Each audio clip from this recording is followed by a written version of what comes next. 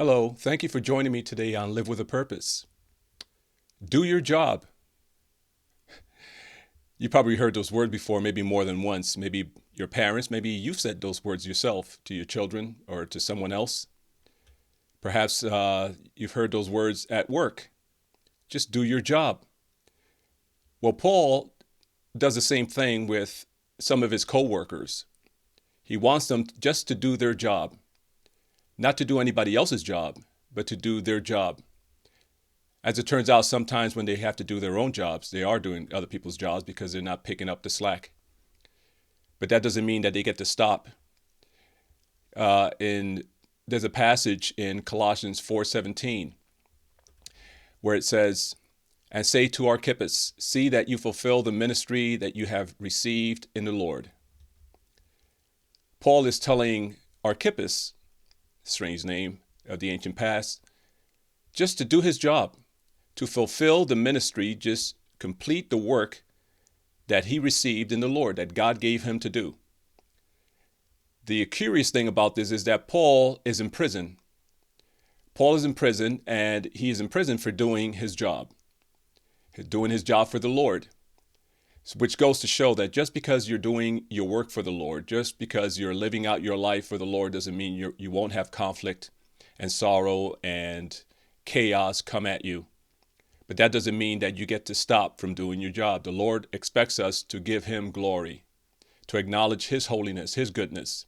After all, it is the Lord's grace that we seek. And when we seek the Lord's grace, the Lord is glorified and we are blessed. And we are somehow full of joy. It's the weirdest thing. Even Paul, when he was shipwrecked and beaten, will still count those things as joy. But not because of the pain, but because the Lord helps subside the pain and help him see that he is with him. That the more things come at him, the more he must be stronger, not less. He must defy his own flesh and the forces of evil. You see, we all have a job to do. Of course, we have the job to disciple the world, to make disciples. But also in Ephesians 2:10, it says, "For we are his workmanship, created in Christ Jesus for good works, which God prepared beforehand that we should walk in them." Our task is already set. We know what we're supposed to do. At the very least, we're supposed to make disciples. We're supposed to make active learners.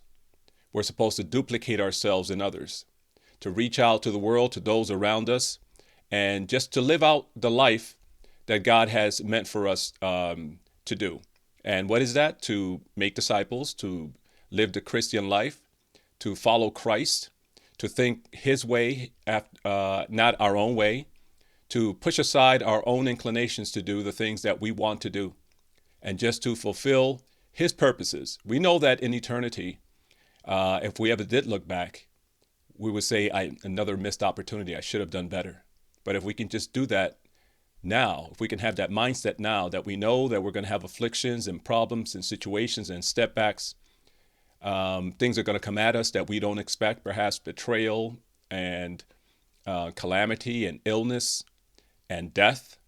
But if we know that ahead of time and we set our minds on the things that matter for eternity, then we know who to run to, not run away from. So I encourage you just to do your job. Do your job and you will find fulfillment in the Lord, because the Lord, after all, is the one who will repay you. Thank you today for joining me on Live with a Purpose.